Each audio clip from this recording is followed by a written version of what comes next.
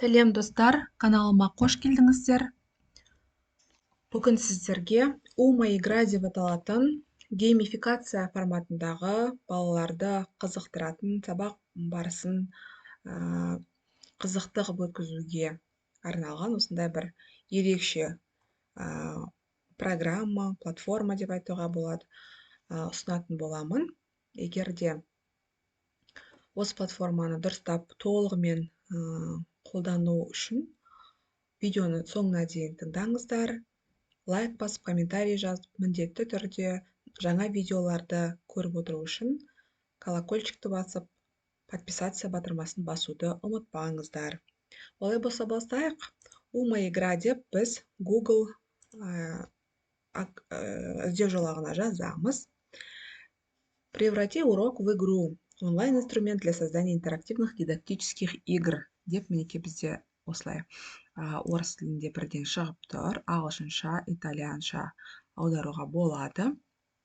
Енді бұл жерде сіздер көріп отырғандарыңыздай ойын құру өте оңай дейді. Және де осындай 8 түрлі шаблон бар екен. Футбол, воришка кот, заколдованный замок, авиаперелет, сядь на поезд дейді, остров банан, планета Умаус и сокровище фараона дейді. Мінеке осындай түрдегі ойынның әрқайсысына құрастырсаңыздар болады. Кез келгенін таңдап көрсек болады. Ең алдымен бұл платформаға ойын құрастыру үшін бізге бірінші регистрация жасау керек. Регистрация с помощью Google деп Google аккаунтымыз арқылы тіркеліп аламыз. Подтвердить деп өзіміздің аккаунтымызды белгілейміз. Мінеке бірден менде уже тіркелу болды. Енді қарасаңыздар, осы жерден кез келген бір шаблонды таңдап алсақ болады. Мысалы, мына шаблонды таңдап көрейік. Және бұл жерде қарасаңыздар, дайын шаблондарды көресіздер. Яғни сізге дейінгі қолданған қолданушылардың осы тақырыптағы ойындар бар. Сол ойындарды таңдасаңыздар болады. Мінеке фильтрі дегенді таңдап, осы жерден өзіңіздің пәніңізді таңдасаңыздар болады, тақырыпты таңдауға болады. Сонымен қатар мен сядь на поезд және футбол деген ойынды таңдап көрейін деп тұрмын. Бір 10-12 жас аралығындағы және де язык обучения казахский деп қазақша құрастырылған тесттерді осылай фильтр жасап аламын. Және де дайын осы шаблондарды көре аламын. Алгоритм, көңілді үзіліс деген сияқты мінеке осындай шаблондар бар екен. Мінеке информатика дейді. Үй тапсырмасын сұрау, кері байланыс, информатика 6 сынып деген сияқты. Осының ішіндегі өзімізге қажеттісін, өзімізге ұнағанын таңдап аламыз. Кез келген таңдайық. Мадинаның жасаған осы ойын қарап көрейік. Және де бұл жерде бізге уже дайын сұрақтар беріледі. Біз осы дайын ойынды пайдалана аламыз. Мінеке жүктеу процесі жүріп жатыр. Бұл платформа мінеке өздеріңіз көріп тұрғанда 2021 жылы шыққан платформа екен.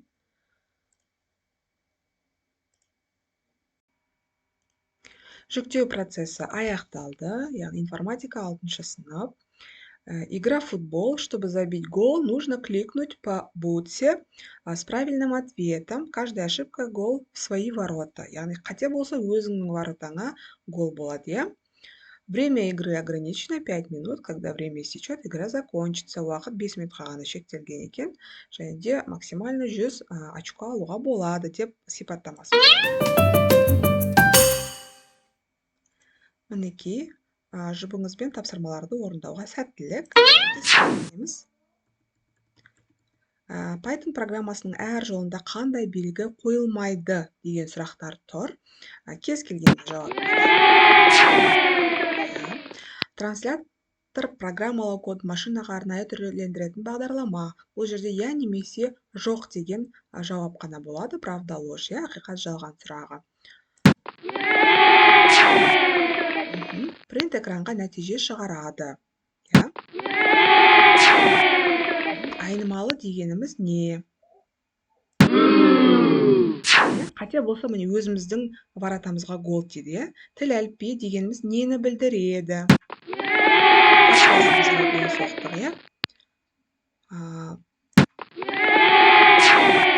Осы сұрақтарға жауап келесі уровеньге өттік. Екінші уровеньдегі сұрақтарды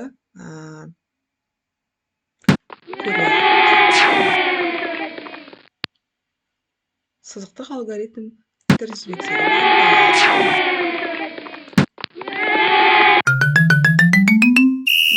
соңында осындай керемет деген жауаптар болады. Бұны сыныпта топпен де ойнауға болады, жеке де ойнауға болады, Енді осындай ойынды өзіміз қалай құрастырамыз? Қалай құрастыруға болады, соған тоқталып өтейік. Олай болатын болса, біз қайта артқа шегініп, өзіміз жаңадан құруды қарастырайық. Жаңадан құру үшін біз осы ойынның түрін таңдаймыз. Мысалы, мына ойынның түрін таңдаймыз.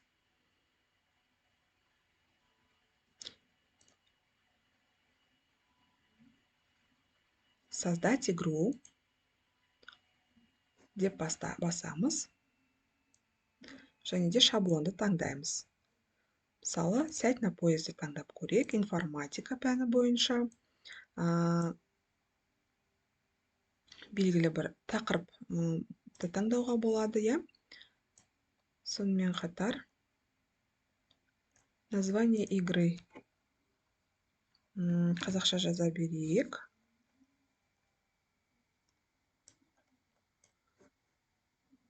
Бізге ары жылжу керек.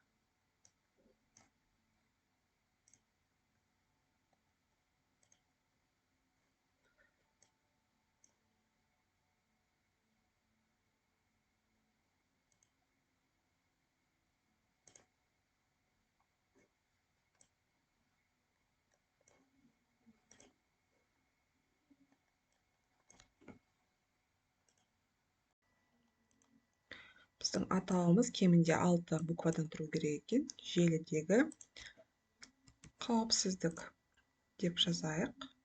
Қауіпсіздік негіздері деп толық жазсақ болады. Мен осылай дайындап қойдым сұрақтарымды. Создать игру дейміз. Және де бізде ойынды құрастыру беті ашылады. Яғни бірінші уровень. Осы жерде қайтадан тақырыбымыз қайталап қоюға болады, немесе сәттілік деген сияқты өздеріңіздің приветственное слово дейді ғой, соны жазып қоясыздар. Добавить деп сұрақтың типін таңдаймыз. Правда или ложь, ақиқат немесе жалған түріндегі типіндегі сұрақ, немесе классикалық бір дұрыс жауапты сұрақ. Классикалық сұрақты таңдайық. Мұнда сұрақ жазамыз, мұнда жауап жазамыз. Мінекей, мен өзім дайын сұрақты қоя саламын. Мінекей. Осылай апарып тез қоя салайын.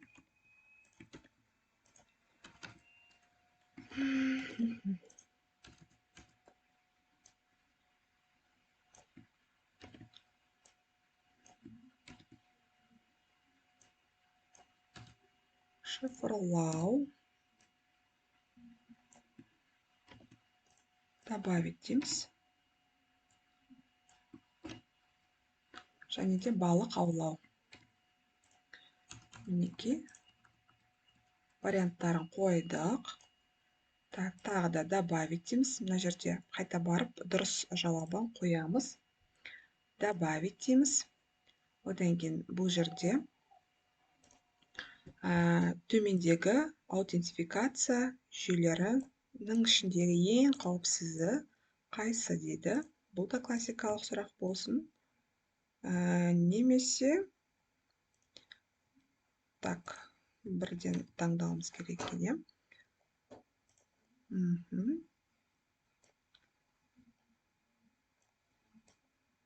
Осылай варианттарын бірден көшіріп алып. Так, көшірілмей қалды ма?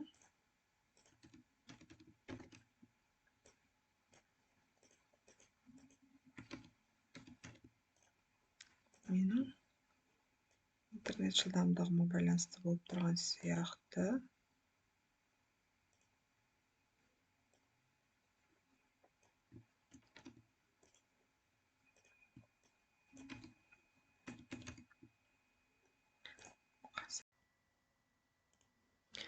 Мен мына жерде екінші сұрақты ақиқат жалған дегенді таңдаймын деп шештім.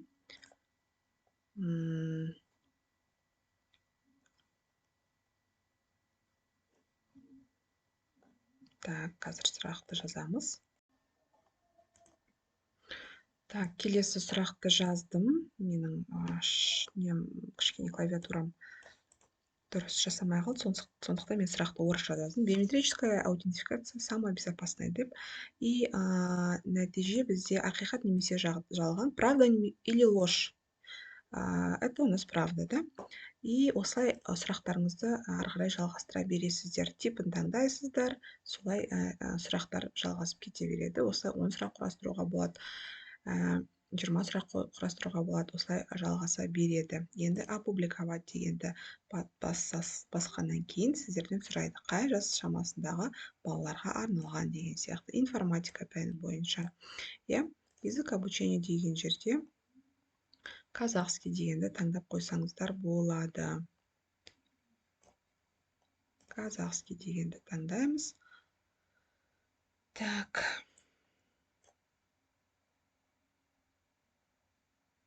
Так, бізге тағы да сұрақ қосыңыз дейді. Тағы да 2 сұрақ қосайық.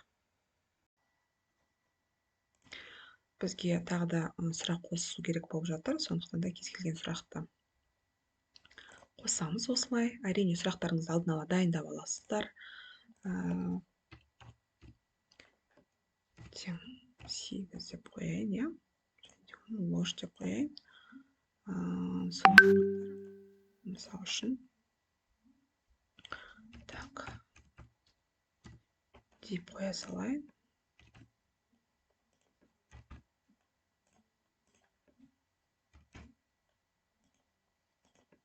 Осындай бір сұрақ қоса салайық. Так.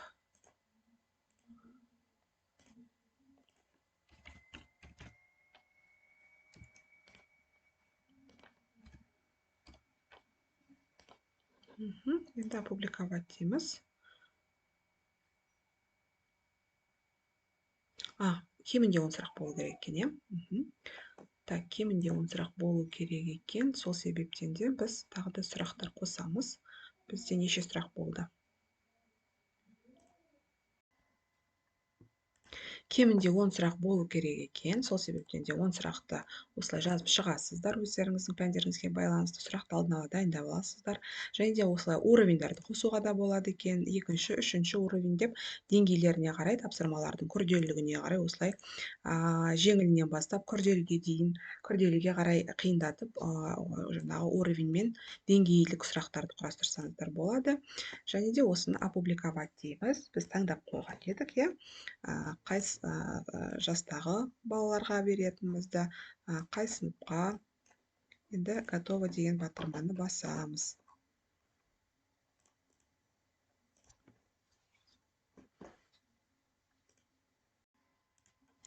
Енді 10 сұрақ қойып болғаннан кейін мына жерге дидактическое содержание деген жерге тоже сұраққа байланысты ақпарат жазып қоясыздар. Енді оны өздеріңіз жазатын боласыздар. Так, тілді таңдадық.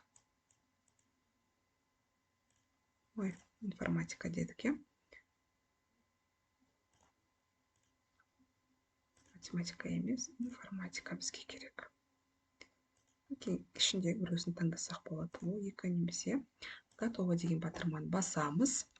Енді мои игры деген жерде біздің жасаған ойынымыз сақталады. Бір рет чертеміз да. Қараймыз.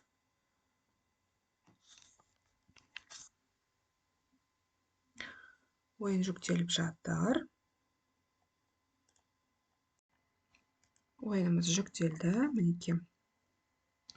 Мына жерде ереже жазылып тұр, я. Выбери поезд, на котором ты хочешь путешествовать. И, отвечая правильно на вопросы, постарается уехать на нем как можно дальше. Сұраққа жауап берген сайын сіз алысқа барасыз дейді. 5 минутқа созылады ойын. Можно получить максимально 100. Желіде қауіпсіздік ережелері.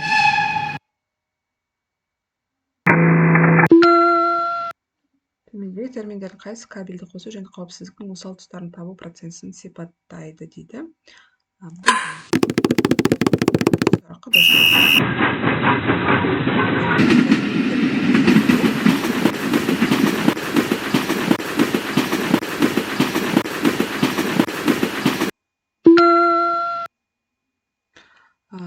мына жерде де сұрақ берілді.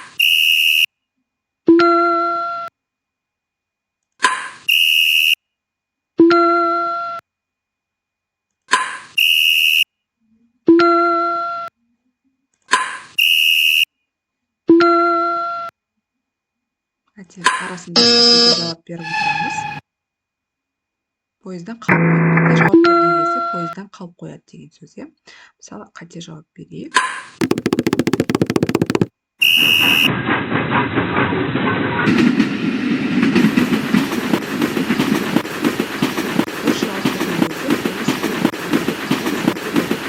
Сәйкесінше поездан қалып қоямыз деген сөз.